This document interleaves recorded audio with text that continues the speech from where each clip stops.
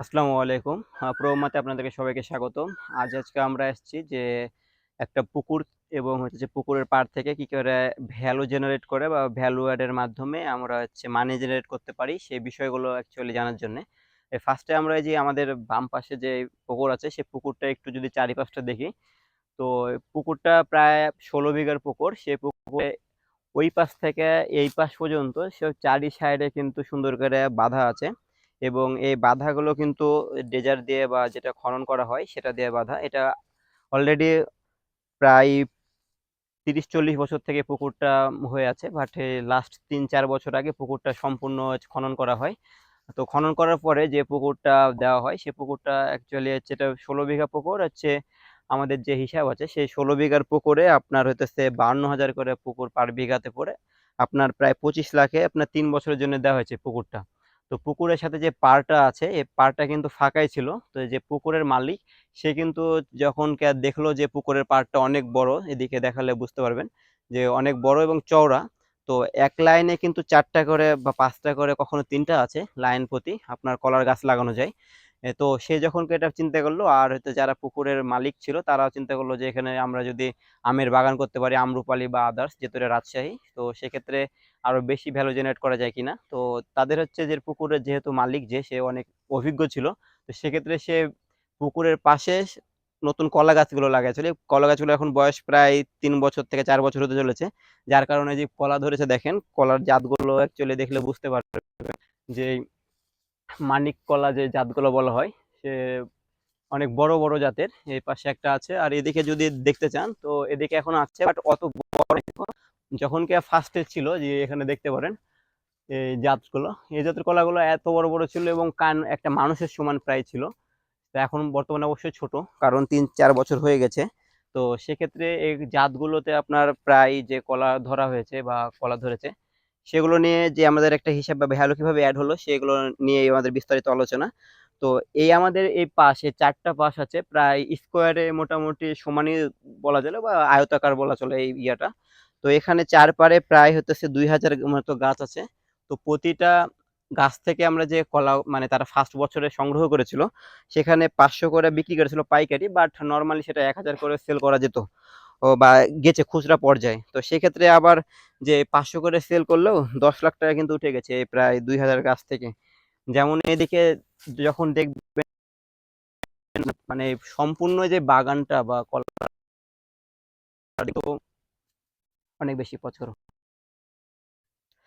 আচ্ছা, যেটা হিসাব আমরা দেখাচ্ছিলাম যে এখানে ২,০০০ মতো গাছ আছে, গাছ ছিল এভারেজে যখন প্রথম অবস্থায় ছিল এবং ৫০০ করে মানে পাইকারি অবস্থায় বিক্রি করা হয়েছে এবং হইতেছে যেটা খুচরা অবস্থায় অবশ্যই সেটা ১,০০০ এর উপরে বিক্রি করা হয়েছে।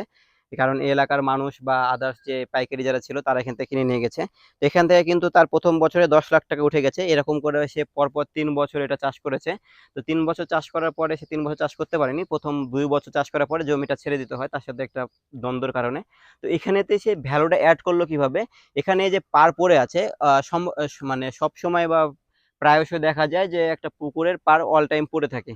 তো এখানে যেহেতু একটা ২টা উপকার এখানে, যে পাড়ে যদি কোনো গাছ লাগানো হয় তো পাড়টা কিন্তু ভেঙে যায় না অনেক তাড়াতাড়ি, একটা বিষয়। এবং পাড়টা ব্যবহার করার মাধ্যমে যে ১০ লাখ টাকা এটা কিন্তু পুকুরের মাছ কিন্তু সে বিক্রি করে আরো বেশি মানে প্রফিট জেনারেট করতে পারবে বা করছে।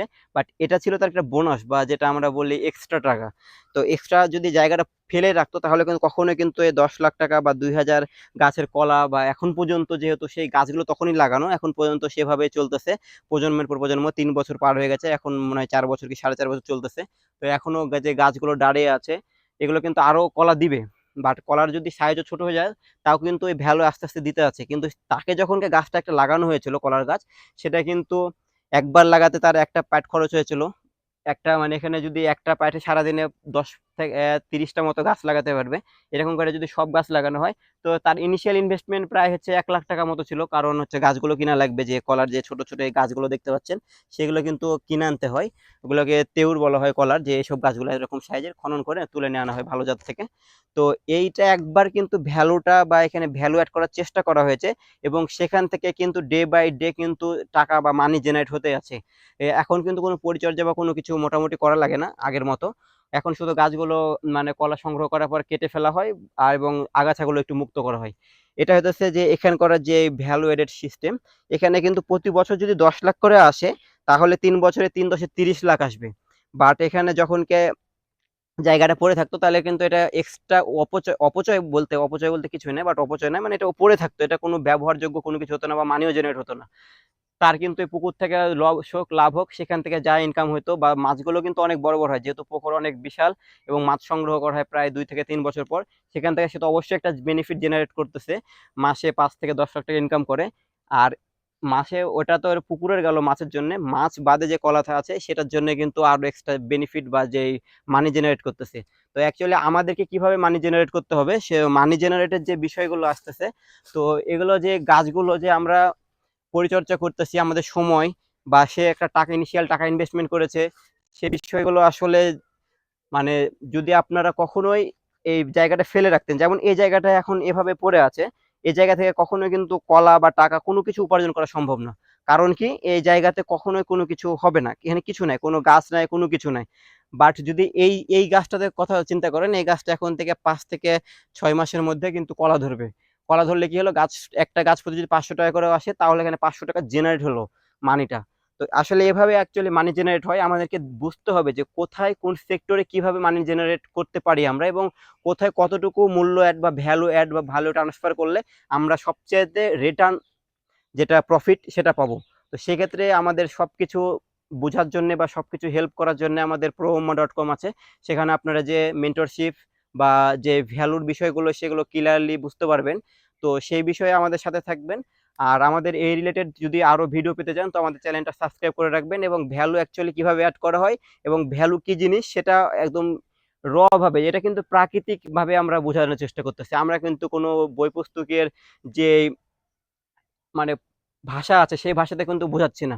ভ্যালু বলতে যেটা বোঝাচ্ছে সেটা হইতেছে যে একটা জায়গা যেখানে আপনার একটা সমস্যা সলভ করবে, মানে একটা সমস্যা আছে, সে সমস্যার সলিউশন হিসেবে যে বিষয়গুলো আছে সেগুলো আসলে ভ্যালু। আর ভ্যালু বলতে এখানে আমাদের যে শ্রম, বা এই যেখানে একটা গাছ লাগানো হয়েছে, শ্রমিকের শ্রম আছে, তারপরে গাছটা কিনে আনতে হয়েছে, এবং এই মাটিটা ছাড়া কিন্তু কখনোই পসিবল হতো না যেখান থেকে টাকা মানে ইনকাম করা বা ভ্যালু জেনারেট করা।